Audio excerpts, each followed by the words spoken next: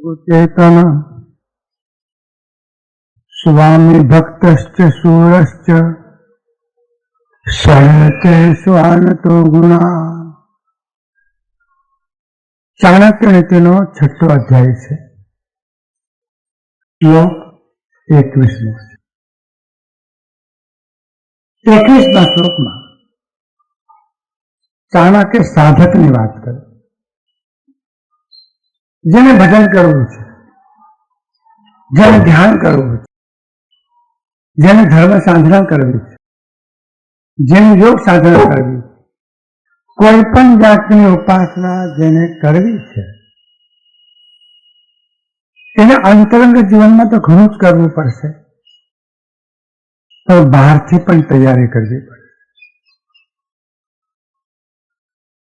साधना थाय एक अंदरथी पण तैयारी अने बीजी बहारथी पण तैयारी।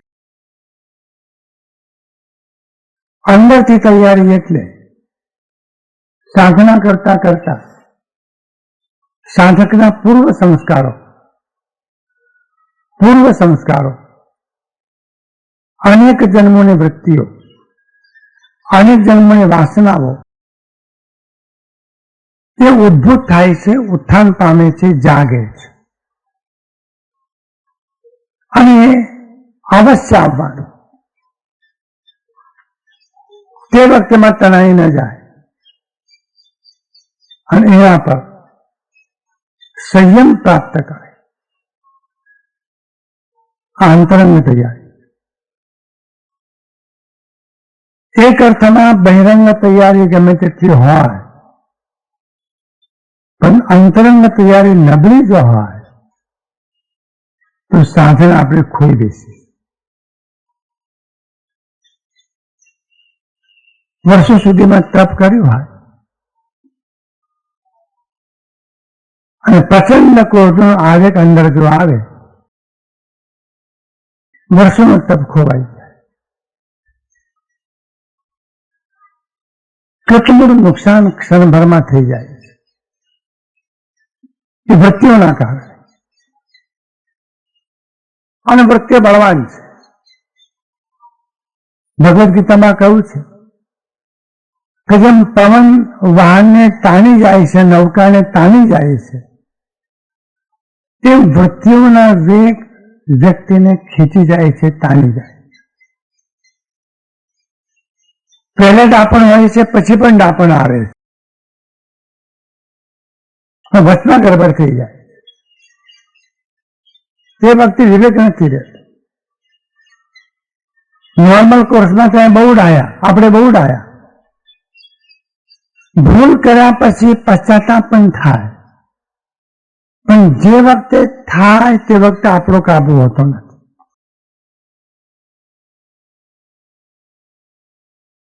ઉપમા એવી આપી છે કે સાયકલને બ્રેક તો છે પણ લાગે જ નહીં, લૂઝ બ્રેક। ખબર પડે છે આપણને કે આ ખાડો આવી રહ્યો છે, પડીશું, બ્રેક દાંત કચકચાવીને દબાવીએ છીએ પણ બ્રેક લૂઝ, કામ કેવી રીતે કરે? આપણો પુરુષાર્થ લૂઝ પડે, વૃત્તિ જીતી જાય। પછી વૃત્તિ લોભની હોય, પછી વૃત્તિ કામ વાસનાની હોય, પછી વૃત્તિ અહંકારની હોય। અને અધ્યાત્મ શાસ્ત્રને એમ કહેવું છે કે એક પ્રકારનો વેગ અંદરમાં આવે છે।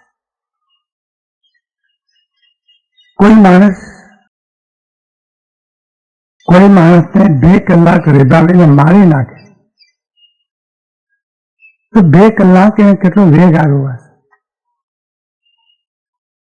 એ દહેજ મેળવવાના માટે જીવતાને જીવતા સ્ત્રીઓને સળગાવવામાં આવે, કઈ નહીં થતું એમના હૃદયમાં, કઈ નહીં થતું। આટલી ભયંકર ક્રૂરતા માણસ આચરી શકે છે। પાછળથી પશ્ચાતાપ થતો હશે, ખબર નહીં, કરે છે ત્યારે ભાન નથી। એનું નામ છે વેગ. અને બધા જ વેગો કરતા અંદરમાંથી ઉઠતા વિકારોનો વેગ બહુ બળવાન. ઘોડાનો પણ વેગ, નદીનો પણ વેગ, જેટ વિમાનનો પણ વેગ, કેટલાકને બોલવાનો પણ વેગ. અને બધા વેગ તો ઠીક, આજે વૃત્તિઓ અંદર ઉઠે છે એનો વેગ. પછી કામનો હોય, ક્રોધનો હોય, લોભનો હોય, ઈર્ષાનો હોય.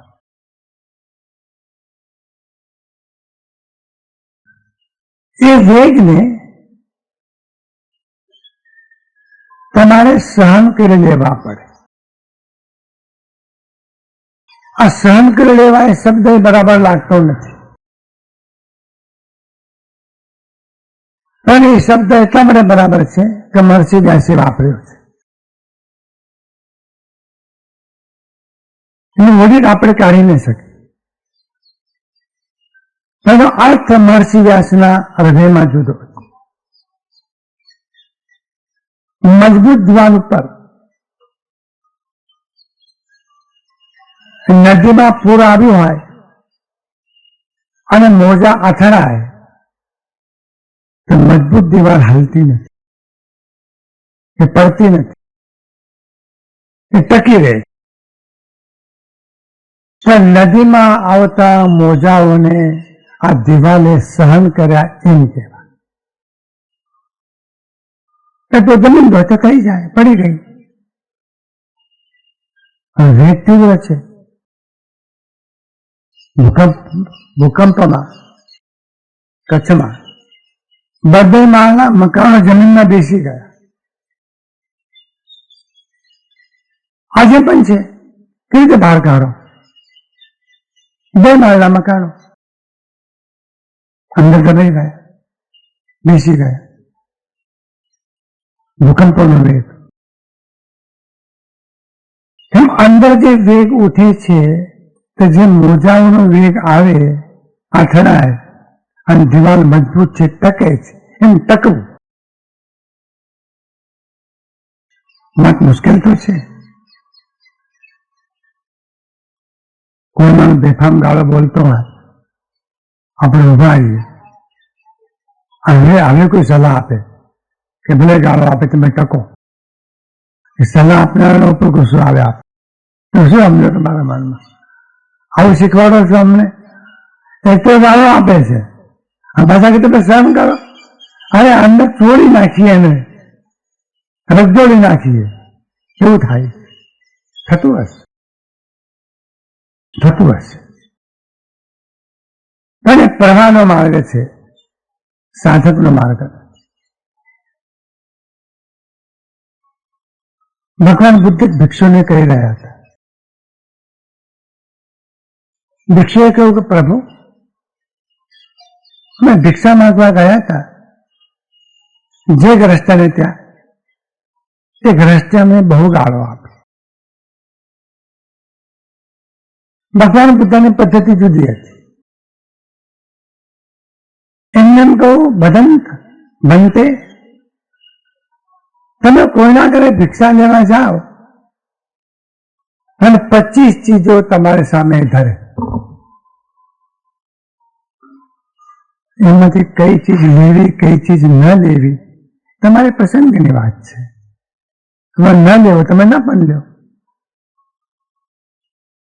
એમ કોઈએ તમને ગાળો આપી કે લેવી કે ન લેવી તમારા મરજીની વાત છે,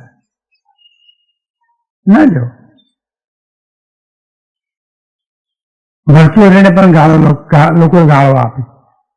આ લોકો તો અજબ છે. આજના લોકો અજબ છે એમ નહીં, એકલા પાટણના જ અજબ છે એમ નહીં, લોકો જ અજબ છે. એમનું કામ જ આ છે. ભર્તુહરીને ગાળો લોકોએ આપે. આવો મધ્યપ્રદેશનો મહારાજા સંન્યાસી બન્યો. એના ચરણે નમસ્કાર કરવાનો, ગાળો આપવાને ન આપી. ભર્તુહરી એમ કહે છે, દધતુ ગાલિમ गालिमान् भवेत्त्वाम् ददतु ददतु गालिमान् भवेत्त्वाम्। आपो आपो, ददतु ददतु, आपो आपो, ગાળો આપો છો ને આપો। જગતનો નિયમ છે, જેની પાસે જે હોય તે આપે। તમારી પાસે ગાળો છે, તમે ગાળો આપશો। કોઈ પાસે ફૂલો છે તો ફૂલો આપશે, અને કોઈ પાસે મીઠાઈ છે તો મીઠાઈ આપશે। કંદોરની દુકાન તમે જાઓ, પણ કંદોર એમ જ પૂછે ને કેટલું ચવાણું લેવું છે, એમ તો ન પૂછે કેટલા મણિયાને માણેક લેવા છે। દુકાનમાં છે ને, આ તમે ચમાના દુકાને જાઓ, આ બૂટ સારા, આ ચંપલ સારા, એમ જ કે ને, કે ફૂલની માળા ના હોય। કહેતી વખતે સાંભળતી વખતે વાત બહુ સરસ, પ્રેક્ટિકલ ઘણું મુશ્કેલ, તકલીફ પડે। એટલા માટે અભ્યાસ છે, નિરંતર અભ્યાસ। તો આ અંદરની તૈયારી ક્ષણે ક્ષણે કરવી પડશે। તો આજે જે વાત કરવી છે એ બહારની તૈયારીની વાત છે। બહુ નહીં બોલાય, થોડું બોલીને પૂરું કરીશું। 6 સૂત્રો છે સાધક માટેના, અત્યંત મહત્વના 6 સૂત્રો। એની બહિરંગ તૈયારી। પહેલું, કોઈ પણ જાતની સાધના કરવી હોય તો સાધકે આહાર ઉપરનો સંયમ પ્રાપ્ત કરવો પડે। આહાર મોટો ભાગ ભજવે છે। શરીર આહારમાંથી બને છે, ઇન્દ્રિયો આહારમાંથી બને છે, અને મન પણ આહારમાંથી બને છે। ઉપનિષદોમાં એક સૂત્ર છે, અન્ન એવો મન। બહુ કાળજી લીધી છે શાસ્ત્રોએ અને ઋષિઓએ। એમને કયા પંચાયતના પરમાની જરૂર નથી। તમે પાવભાજી ખાઓ, રાતના રગડા પેટીસ ખાઓ, એમને શું લેવા દેવા શકો? તો ચિંતા કરી છે। સાત્વિક આહાર, રાસિક આહાર, તામસિક આહાર, નહીં તો 10 લાખ શ્લોકો હશે આહાર બાબત। 10 લાખ। કેવો આહાર લેવો? અને હવે તો વૈજ્ઞાનિક યુગમાં ઘણું પૃથ્થકરણ થાય છે। વૈજ્ઞાનિકો એમ કહે છે, આહાર કરશો ડાયાબિટીસ, આ કરશો કોલેસ્ટ્રોલ, આ કરશો હાર્ટ એટેક, આ કરશો બ્લડ પ્રેશર, એમ વૈજ્ઞાનિકો કહે છે। પણ અહીં સુધી અધ્યાત્મ શાસ્ત્ર એ ડગલું આગળ વધે છે। તમારા મન ઉપર આહારની ઘણી અસરો થશે। શાસ્ત્રમાં તો એવું કહ્યું કે જો કોઈ બહેનને બહુ ગુસ્સો આવ્યો હોય તો ગુસ્સો ન શાંત થાય ત્યાં સુધીમાં એ રસોઈ ન કરે।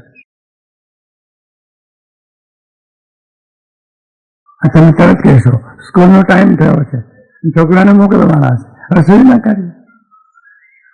પણ આ બહુ મહત્વની વાત છે।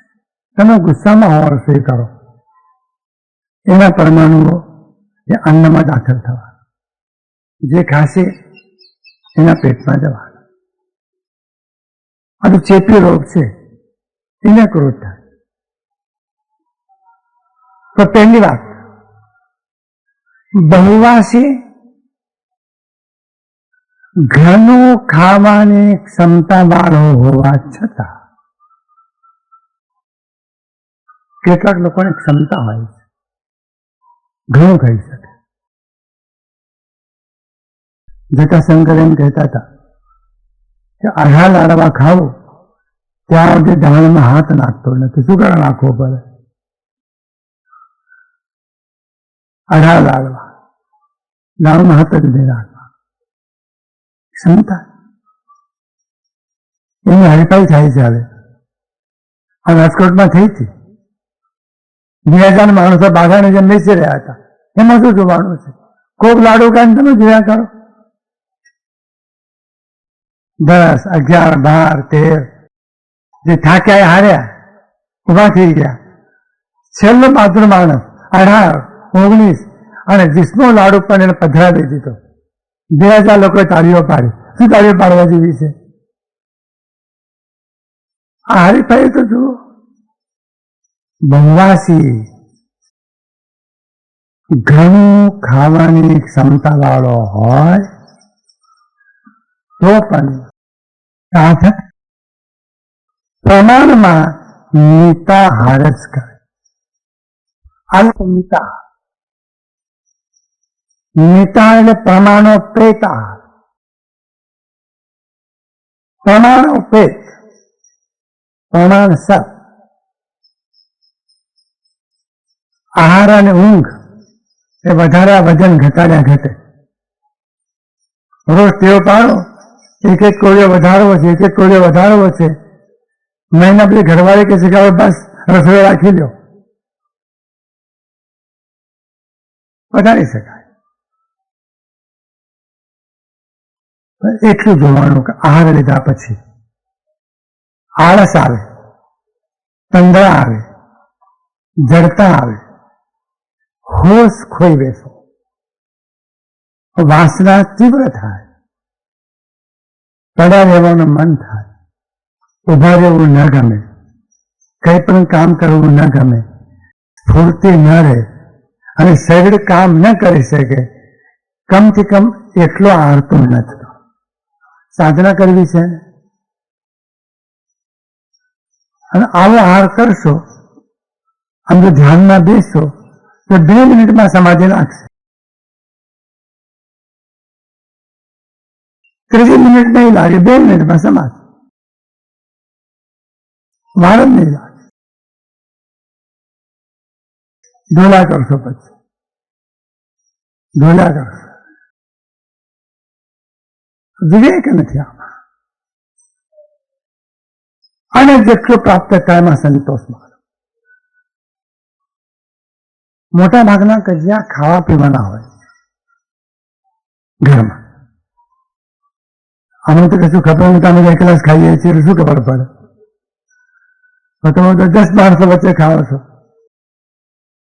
બહુ જાળવીને કામ લેવું પડે. ઘરની મુખ્ય વ્યક્તિ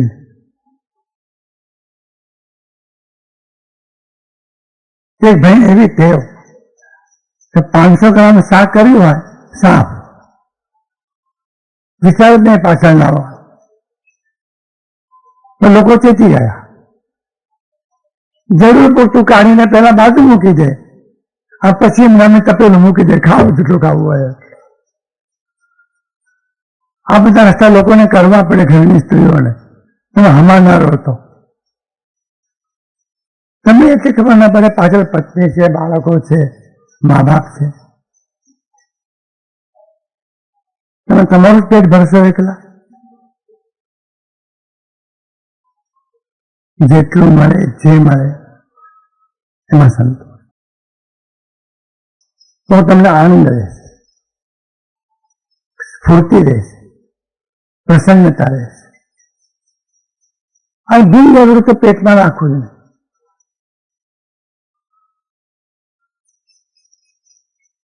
આ લેટર બોક્સનો ડબ્બો નથી.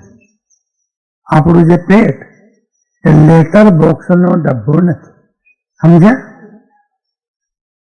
ટપાલ નાખવાનું પેટી ગમે ત્યારે અંદર નાખો, ખુલ્લી જ હોય. આપણા પેટમાં ગમે ત્યારે નાખીએ તો 2 વાતો. આહાર કરવાની ઘણી ક્ષમતા હોવા છતાં પ્રમાણોપેત, સાત્વિક, જેટલું મળે તેટલું ધ્યાનમાં અને સાધનામાં વિઘ્ન ના આવે એ પ્રકારે આહાર કરો. 2 બાબતો. ત્રીજી બાબત, પછી વાત પૂરી કરીશું આપણે. ત્રીજી બાબત, ગાઢ નિદ્રામાં સુવા છતાં અંદરમાં જાગતા રહે. કઠિન લાગશે આ વાત, એટલા માટે એને યોગ નિદ્રા કહી. યોગ નિદ્રા ઊંઘે છે પણ ગાઢ નિદ્રામાં અંદર જાગતા હોય. આપણે તો ખાતા પરથી નીચે પટકાઈ પડી તો ખબર નથી પડતી, એવી આપણી ઊંઘ છે. સવાલ કોઈ તમારે નીચે ક્યાં આવ્યા, ખાટલા પર હતા ને કે મારો બધું ખબર જ ન રહી, એને વાગ્યું નહીં વાત. આવા લોકો વિજય પાર્લરમાં હતા, દુષ્યંતભાઈ નામના એક ભાઈ, આવી બધી વાત અમારા સાથે કરવાની કઈ જરૂર નથી. કેટલાક લોકો એવા હોય છે કે ખરે કોઈ વાત સાંભળનાર ના હોય, મુશ્કેલી નહીં. ગુરુજીને 5000 પલંગ બનાવ્યો, ઉપર 5000 ગાદલું બનાવ્યો, સરસ મારો બેડરૂમ ને સજાવટ કરી, લાઈટ, ટેપ, સંગીત. હું રાતના સુઈ જવું, કોણ જાણે શું થઈ જાય છે, તે ઉપર છું નીચે પડી ગયું. આખી રાત પલંગ કાઢી અને હું આરસપાના પથ્થર ઉપર. બધું તો કઈ રસ્તો નથી, બાંધી કાઢો રાતના તો રસ્તો થાય. વિવેક નથી આવતા. એટલે હું કહું, ગાઢ નિદ્રામાં હોવા છતાં જાગતા રહેવું. અને ભગવાન બુદ્ધ સમ્યક નિદ્રા. તો બે વાતો કરી, સમ્યક આહાર એના 2 ભાગ અને સમ્યક નિદ્રાના પણ 2 ભાગ. બાકીના 4 અધ્યાયો પૂરા થયા, 7મા અધ્યાયનો પ્રારંભ થાય. 7મા અધ્યાયના પ્રારંભ ચાણક 5 બાબતો તરફ ધ્યાન દોરે. અનુભવ માર્મિક વાત કરે છે. જગતમાં જો આપણે જોઈએ, લોકો વિવિધ પ્રકારના ધાર્મિક કર્મકાંડો કરતા હોય, ઉપાસના ભક્તિ કરતા હોય, ધ્યાન શાસ્ત્ર વાંચન કરતા હોય, તો આપણને એમ થાય છે કે આપણે ધર્મ કરીએ છીએ, ઈશ્વર સ્મરણ કરીએ. પણ એ આપણને ખબર નથી પડતી કે આટલું બધું કરવા છતાં એનું સમ્યક પરિણામ જીવનમાં જે આપવું જોઈએ એ કેમ નથી. મહત્વનો મુદ્દો છે. અને આ ચિંતનમાંથી ચાણક્યને 5 સૂત્રો કહેવાય છે. એમને એમ કહું કે 5 બાબતો એવી છે કે તમારી તમામ ધર્મ સાધનાને નિષ્ફળ બનાવે. ખેતરમાં બહુ પાક સારો થયો હોય અને જીવાત પડી જાય, બધો પાક સારો.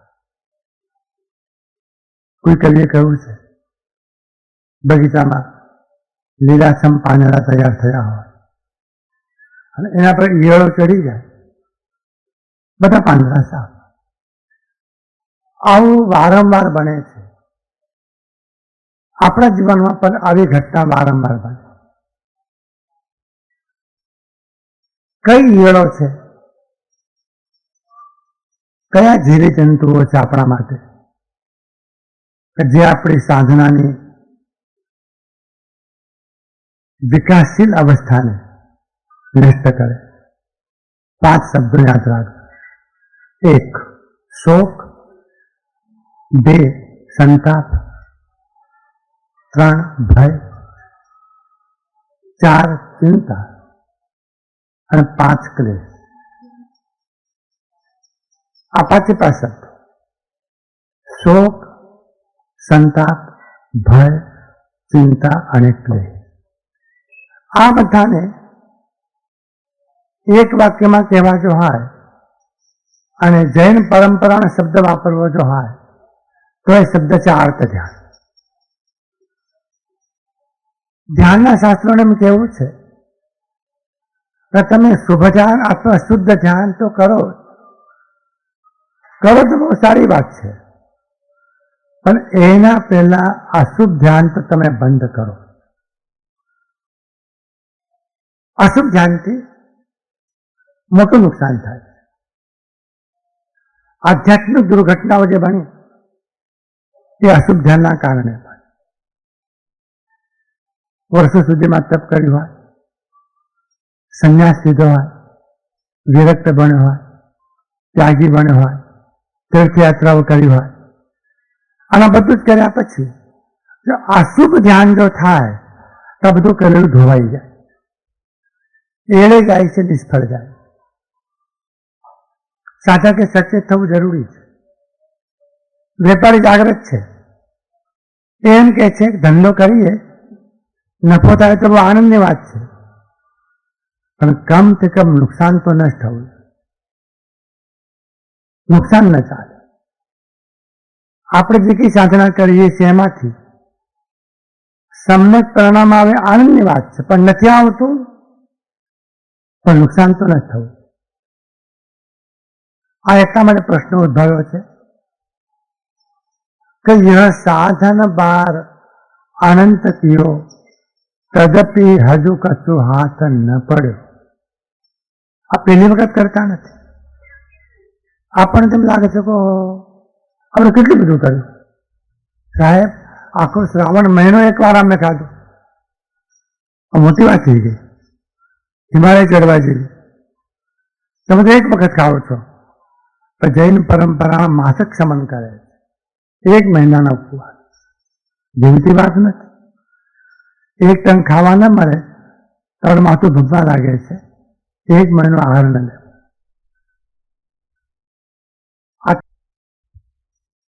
ચાલુ થઈ શકશે નહીં, અને કદાચ ચાલુ થશે તો પાતમાંથી કોઈ પણ પરિબળ જેવું જાગશે કે ધારા તોડી નાખે.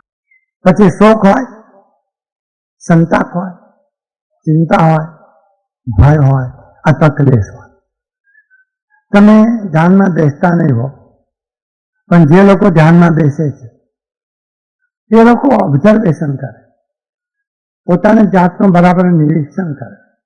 અને જ્યારે તમે એમ કહો છો કે ધ્યાન લાગતું નથી, ધ્યાન થતું નથી, ધ્યાન તૂટી જાય છે, મન ક્યાંક જાય છે, પરિભ્રમણ કરે છે, બહાર જાય છે, અને તમે તે વખત ચિતા નોંધ કરશો તો આ 5 શબ્દોમાંથી એકાદો શબ્દ ત્યાં કામ કરતો હશે. છઠ્ઠો શબ્દ નથી. તો અલગ અલગ શાસ્ત્રોએ અલગ અલગ રીતે વાત કરી. ભગવદ્ ગીતાએ કહ્યું કે અશૌચાલનો શોચસ્વ, જેનો શોક કરવા જેવો નથી તેનો તો કદી પણ શોક ન કર. આ વાત બેસતી નથી આપણને. અને આવું કહેવું કે તમને એમ લાગે છે કે આ વાત કઠોર હૈયાના સાધુઓ કરે, આવી વાત કરે એટલે કઠોર હૈયાના સાધુઓ. તમે કરતા હો અને ભેગા રોવા લાગી જાય તો સાધુ કરુણાવાળા, એ તમને ગમે. પણ તમે રોતા હો તે વખતે તમે કહો અરે શું, આવું જ થાય. અરે આ મહારાજને શું કહેવું, સંવેદના છે જ ને, લાગણીશીલતા છે જ ને. જગતના તમામ પદાર્થો કદી પણ ક્યારે પણ કોઈના માટે પણ કાયમ રહી શક્યા નથી અને નાશ પામ્યા છે. એનો શોક કરીને તમે શું મેળવો? પદાર્થ પાછો નહીં આવે. પણ એ શોક પદાર્થ તો ગયો જ ગયો, પણ બીજું નુકસાન, ધ્યાનની ધારા પણ ખોઈ. પદાર્થ ગયો, નુકસાન બહુ નાનું છે, પણ ધ્યાનની ધારા ખોઈ બેસીએ છે, નુકસાન બહુ મોટું. અને શોક જે થાય છે એ આત્મ સ્વરૂપને રમણતામાં થતો નથી, બ્રહ્મની રમણતામાં થતો નથી, પરમાત્માની રમણતામાં થતો નથી. ત્યાં શોક નથી. શોક જે થાય છે એ જગતના દ્રશ્ય પદાર્થોમાંથી જે દ્રશ્ય પદાર્થો ઉપર આપણે આપણા તરફથી આ મારું છે એવું લેબલ માર્યું હોય અને એ પદાર્થો આગા પતા થાય એટલે આપણને શોખ થાય. શું કરશો તમે? અંગ્રેજીમાં શબ્દ છે બટ નેચર, સ્વાભાવિક. પાંદડું ખરી પડ્યું ઝાડ ઉપરથી, સ્વાભાવિક છે. પાકળ પાંદડું ખરી પડે. આવી વાત કરાય નહીં. પણ કોઈ માણસ મરી ગયો હોય, ઉંમર લાયક હોય અને તે વખતે એમ કહો એમાં શું થઈ ગયું? પાકળ પાંદડું ખરી પડ્યું, આ મરી ગયું એમાં શું થઈ ગયું? કુટુંબને એમ થાય કે આ મારા જગ્યાએ ભાન છે કે નહીં? ભાન છે માટે બોલે છે, પણ વિવેક છે માટે બોલતા નથી. સમજ છે, એમને ખબર છે. ભગવદ્ ગીતામાં વારંવાર કેટલી વખત ભગવાન શ્રી કૃષ્ણે અર્જુનને કહ્યું, અર્જુન તું શોક ન કર. અને સંસાર એવો છે કે શોકના પ્રસંગો આવશે. આ એટલા માટે વાત કરીએ છીએ, તમે ધ્યાનના નામે પણ ધ્યાનનું કર્મકાંડ કરો છો, પૂજાના નામે પૂજાનું કર્મકાંડ, ભક્તિના નામે ભક્તિનું કર્મકાંડ, એમ ધ્યાનના નામે ધ્યાનનું કર્મકાંડ. આપણે શિબિર કરીએ છીએ તો કહીએ છીએ શ્વાસ લ્યો, ઝડપી શ્વાસોચ્છ્વાસ, ભસ્ત્રિકા પ્રાણાયામ, ઓમનો ધ્વનિ કરો, બોલો સ્મૃતિ મંત્ર ઓમ અરહમ ઓમ સોહમ. આ કર્મકાંડ થયું, ધીમે ધીમે કર્મકાંડ થયું. અને આવું કર્મકાંડ કરતા હોઈએ અને અંદર શોક જો થાય તો ધ્યાનની ધારા પ્રગટ નહીં થાય, અથવા થયેલી હશે તૂટ્યા વગર નહીં. જગતના તમામ પદાર્થોનો સ્વભાવ એ સૂત્ર છે, જગતકાય સ્વભાવ ચ જગતકાય સ્વભાવ ચ સંવેગ વૈરાગ્યાર્થમ.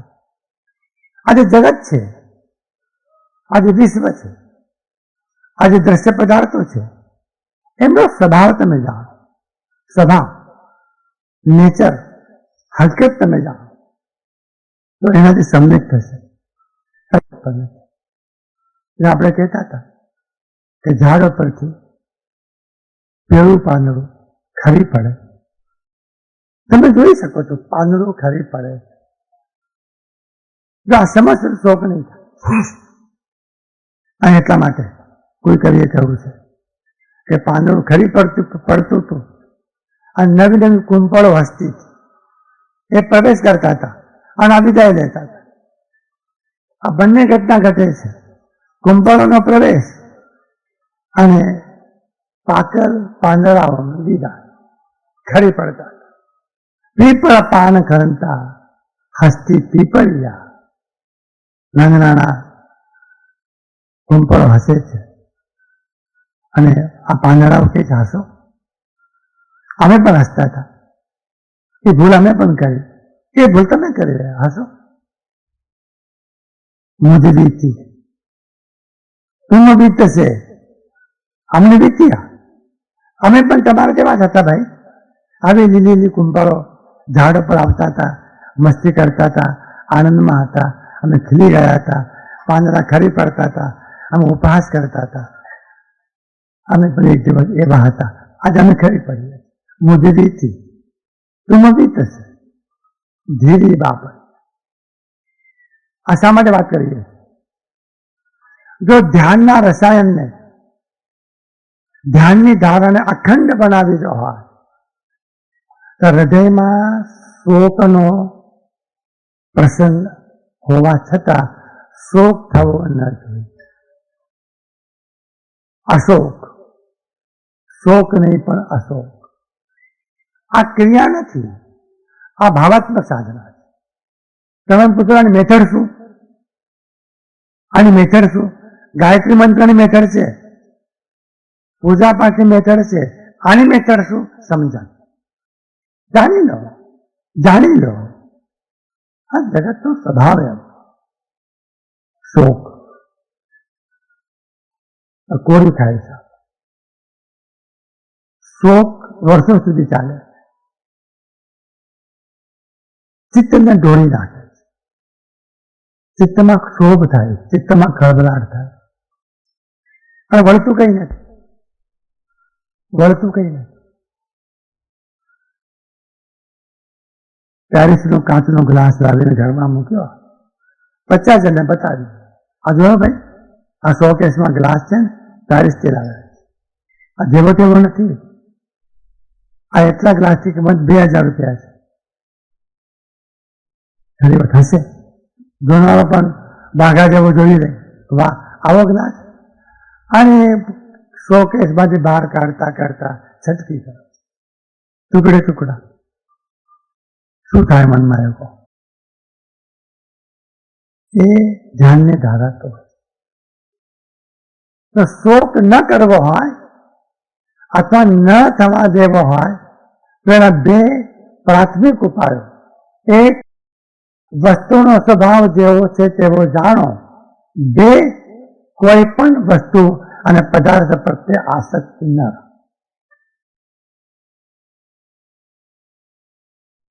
આજે કરો કે કાલે કરો, અમને ઉતાવળ નથી અને તમને ઉતાવળ છે જ નહીં.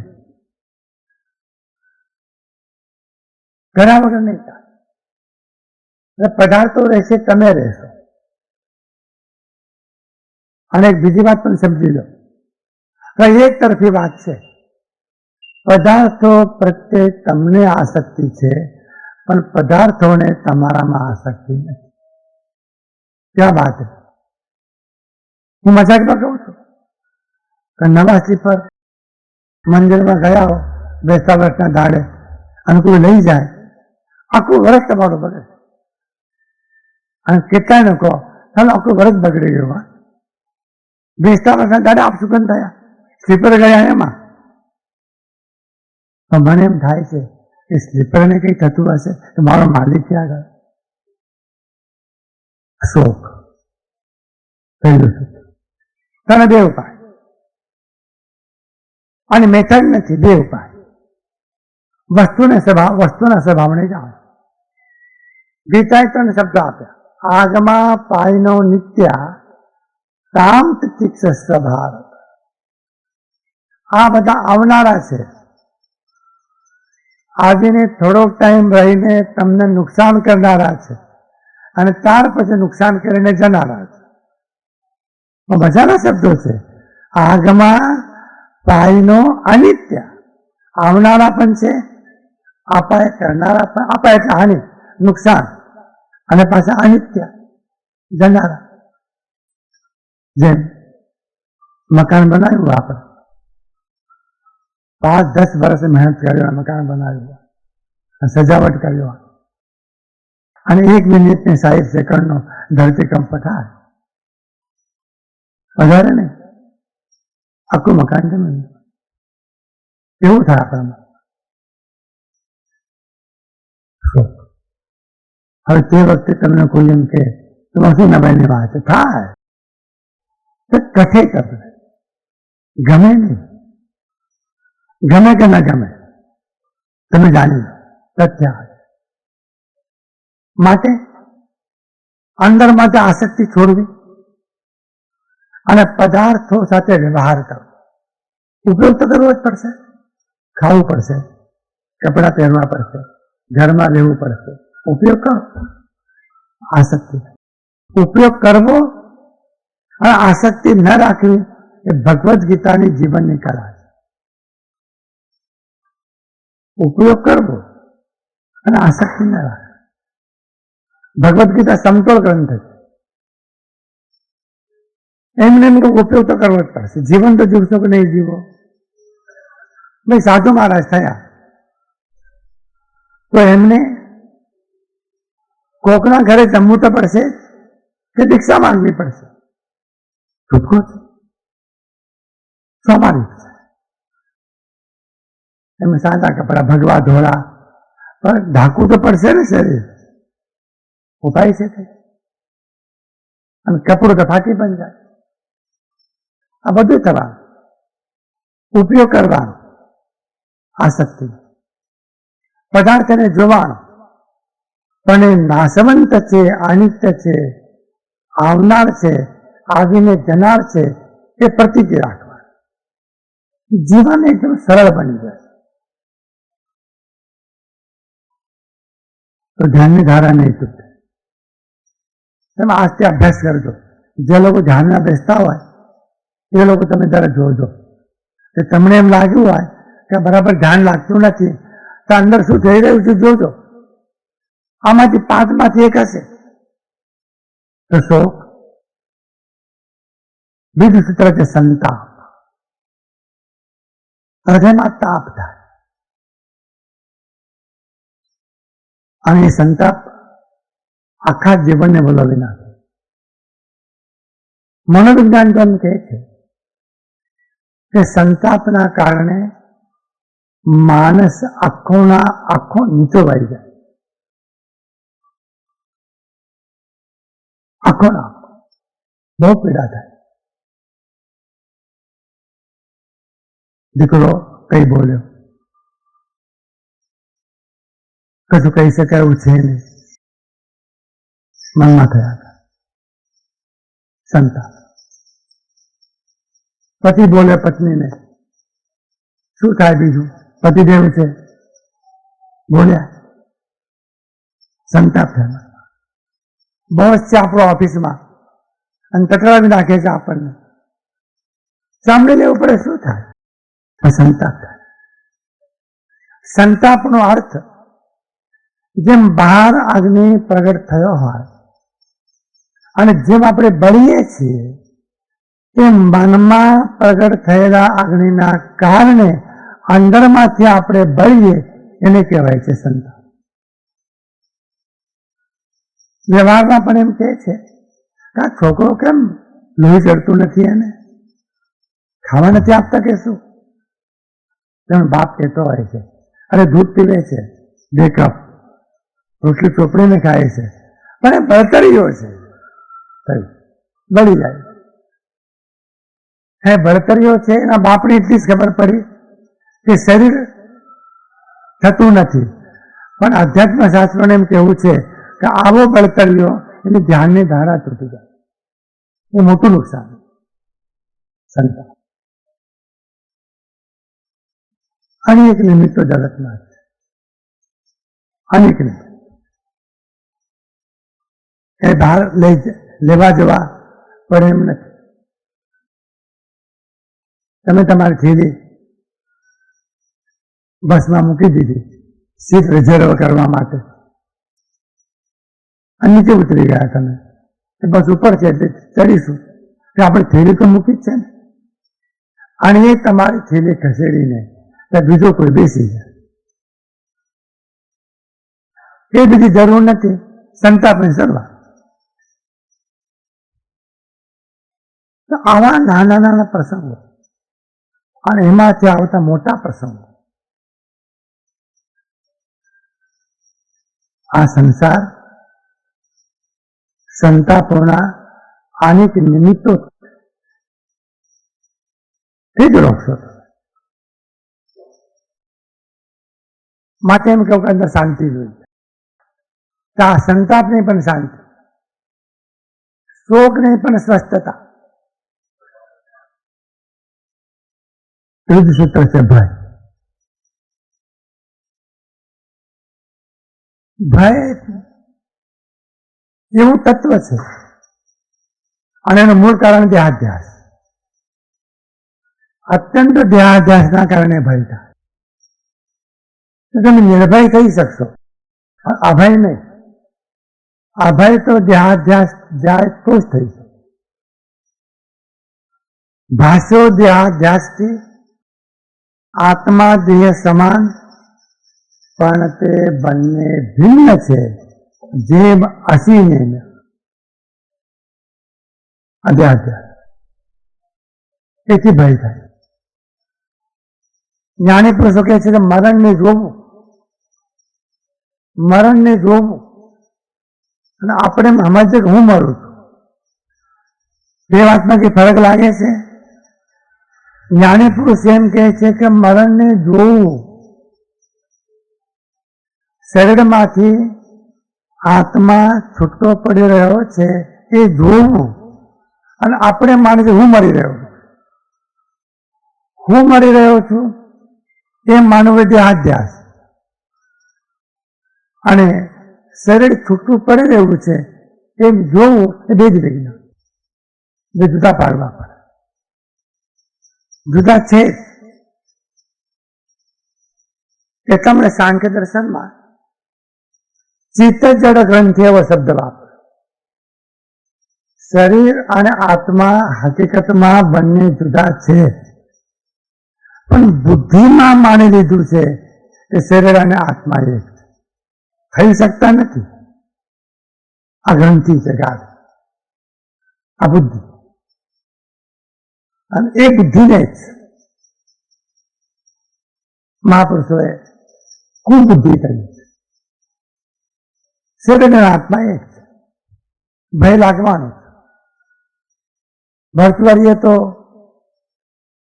એવું જજમેન્ટ આપ્યું છે 2000 વર્ષ પહેલા કે ભાઈ જુઓ, સર્વમ વસ્તુ ભયાન્વિતમ ભુવિનૃણામ, આ જગતમાં, આ ધરતી ઉપર જેટલી વસ્તુઓ તમને દેખાય છે એ બધી વસ્તુઓ ભયથી વ્યાપ્ત છે. એને લિસ્ટ આપ્યું છે પણ નાનું. ભોગમાં રોગનો ભય, રૂપમાં જરાનો ભય, આપણું રૂપ જાળવવાના માટે આજે લોકો ઓછી મહેનત નથી કરતા. કેટલાય પુસ્તકો બહાર પડે છે, એની શિબિરો થાય છે. આ સ્કીન તમારી ચામડી મુલાયમ રહે, સારી રહે, અને તમે હંમેશા રૂપાળા લાગ્યા જ કરો. પણ કોણ જાણે શું થઈ જાય છે કે અચાનક એક દિવસ ઘડપણ પ્રવેશ કરી જાય, ખબર ન પડે એમ. અને પછી કવિઓ ગાય છે, ઘડપણ કોને મોકલ્યું. શું કર? સર્વમ વસ્તુ ભયાન્વિત, તો ભય નથી. એવું શું? તો કે વૈરાગ્ય. વૈરાગ્ય ને ભય ને. તો ભયમાંથી વૈરાગ્યથી ચેતના મુક્ત થાય. 3 વાતો કરી: શોક, સંતાપ, ભય. ચોથી વાત ચિંતા. કોરી ખાય છે આપણને, વળતું કઈ નથી. લોકો ઝપકીને લાગી જાય ઊંઘમાં. ઘરડા પૂછે શું થયું? ઊંઘ નથી આવતી કે ના. શું થાય છે? તો કે ચિંતા કોરી ખાય. તમારી ચિંતા સર્જક નથી, સર્જક. તમારી ચિંતા તમને પ્રસંગમાંથી મુક્ત કરી શકે તેમ નથી. તમારી ચિંતા ઘટનાને બદલાવી શકે તેમ નથી. તમારી ચિંતા થયેલામાં ફેરફાર કરી શકે તેમ નથી. પણ તમને અશાંત કરી શકે. બહુ મોટી વાત છે. અશાંત કરી શકે. અને એના કારણે એટલે વલ્લભાચાર્યજીએ એમના ગ્રંથોમાં કેટલી વખત કહ્યું કે યા વૈષ્ણવા, જે વૈષ્ણવ છે એ વૈષ્ણવે વ્રથા ચિંતા ન કાર્ય. નકાર, વ્રથા એટલે નકામી, ચિંતા નકામી છે. ન કર. ચિંતાથી શું ઉકેલા લોકો? ઉકેલ નથી આવ. પ્રયત્ન કરો, પ્રયત્ન કરો, મથામણ કરો, પણ ચિંતા નહીં. અને શાસ્ત્રો એમ કહું કે મોક્ષની પણ ચિંતા ન કરશો. સંસારને તો કરશો જ નહીં, મોક્ષની પણ ચિંતા ન કરો. વાત બહુ સ્પષ્ટ છે કે મોક્ષ માટે ચિંતા કરવાની જરૂર નથી. શાસ્ત્રો એમ કહ્યું કે જે ક્ષણે તમે વિતરાગ દશા પ્રાપ્ત કરશો એ ક્ષણે મોક્ષ થયું. તો તમે ચિંતા કર્યા કરો કે વિતરાગ ક્યારે થઈ, વિતરાગ ક્યારે થઈ, વિતરાગ ક્યારે થઈ. એ સાધના નથી. રાગ દ્વેષની વૃત્તિઓ અંદર ઉઠે એને દૂર કરો. કોઈ બાબત ચિંતા કરવા જેવી નથી. અને ચિંતા ન કરે એવું અજ્ઞાની પણ હોય છે, પણ નગરોળ કહેવાય ગુજરાતીમાં. હું નગરો થવાની વાત નથી કરતો, હું બેફિકર થવાની વાત નથી કરતો, હું જાગૃતિની વાત કરું. વૃથા ચિંતા ન કરતા. અને અન્ન વસ્ત્રસ્ય યા ચિંતા વૃથા કુર્વન્તે વૈષ્ણવ. અન્ન અને વસ્ત્રની ચિંતા વૈષ્ણવ વૃથા કરે. તમને કોઈ એમ કહે ને કે ભાઈ ચિંતા ન કરશો, હું બેઠો છું, હું બેઠો ચિંતા ન કરશો, તમને સારું લાગે છે, સારું લાગે છે તો મને કહ્યું આને. આ ભગવાન કૃષ્ણ જાહેરમાં એમ કહે છે કે યોગક્ષેમ વહામ્યહમ. પણ તને ભગવાન કૃષ્ણની વાત ઉપર નથી ને શ્રદ્ધા? ઓલો શાંતિલાલ પર શ્રદ્ધા છે, શાંતિલાલ પર શ્રદ્ધા. શાંતિલાલ બહુ સારા, મને હું બેઠો છું, શું બેઠો બેઠો કરવાનો હતો એ? અને પ્રસંગ આવશે અને તમે જશો તો એમ કહેશે મેં કહું તો ખરું પણ અત્યારે આઈ એમ હેલ્પલેસ, આઈ કાન્ટ ડુ, હું કશું નહીં કરી શકું. ભગવાને કહ્યું યોગક્ષેમ વહામ્યહમ. બેઠો છો ને આપણને બેસતી નથી. તમને એમ થતું હશે કે ભગવાન પણ કોર્ટમાં દસ્તાવેજ કરી આપે તો સારું. અરે યોગક્ષેમ વહામ્યહમ શું ચિંતા કરે? આ ભક્તિનો મર્મ. અને છેલ્લી વાત ક્લેશ. ક્લેશ. મહાભારત 1,00,000 શ્લોકો છે. મહર્ષિ એમ કહ્યું કે જો ક્લેશ ન હોત તો મહાભારત ન હોત. પણ ક્લેશ શું કરે છે એ સમજાવવા માટે મહાભારત છે. ક્લેશ, પાંડવો કૌરવો વચ્ચેનો ક્લેશ ન હોતા ન થાય. તો 5 શબ્દો: શોક, સંતાપ, ભય, ચિંતા અને ક્લેશ. આ 5 પરિબળો ધ્યાનની ધારા તોડે. આ દુર્ધ્યાન છે. લંબને હાથીને બેસવું દુર્ધ્યાન છે.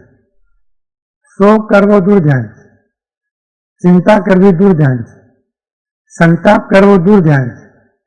ભયભીત રહેવું દુર્ધ્યાન છે. અને મુંબઈમાં હતા, અમારો ઉપાશ્રય 3જા માળે હતો.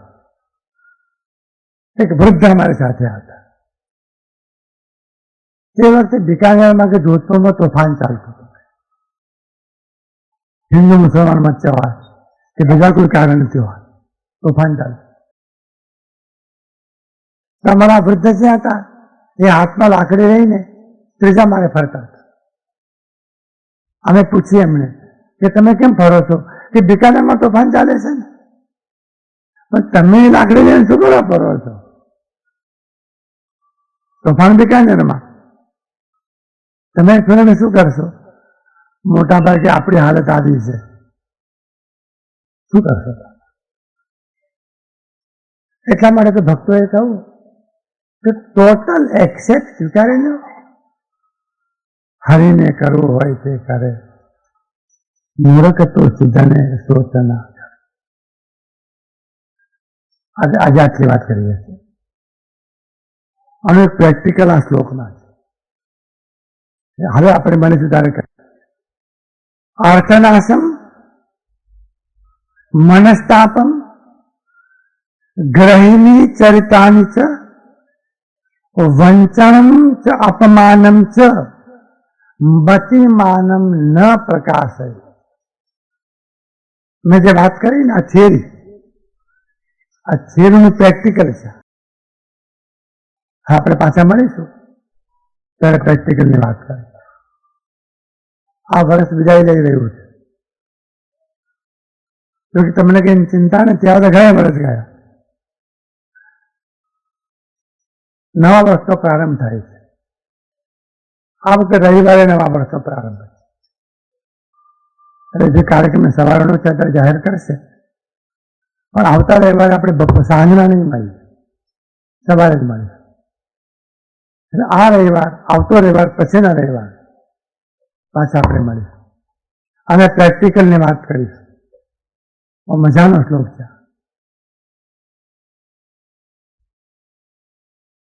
આ વર્ષે એટલું કામ કર્યું, આ 5 પરિબળોને જીવનમાં હાંકી કાઢી। હમણાં આસો સુદ દસમ ગઈ, દશેરો। હિન્દુસ્તાન ભરમાં રાવણના પુતળા બાળ। રાવણ એમ કહે છે કે મૂર્ખાઓ, હું બળવું છું જ નહીં, પ્રેમણ શું બાળવાના હતા? આ 5 રાવણ તો છે ને, શોક, સંતાપ, ભય, ચિંતા, ક્લેશ, આ 5 રાવણ એ બાળો ને। આ ગાળો ગોળો ભરીને પર્યાવરણ દૂષિત થાય એવું શું કરો? મૂર્ખતા કરો। એટલે આ વર્ષે નિર્ણય કરી લો કે આ વર્ષ પણ જાય છે, એ વર્ષની સાથે 5 પરિબળોને પણ આપણે વિદાય આપી નવા વર્ષથી જીવનનો નવો પ્રારંભ કરીએ। ધન્યવાદ।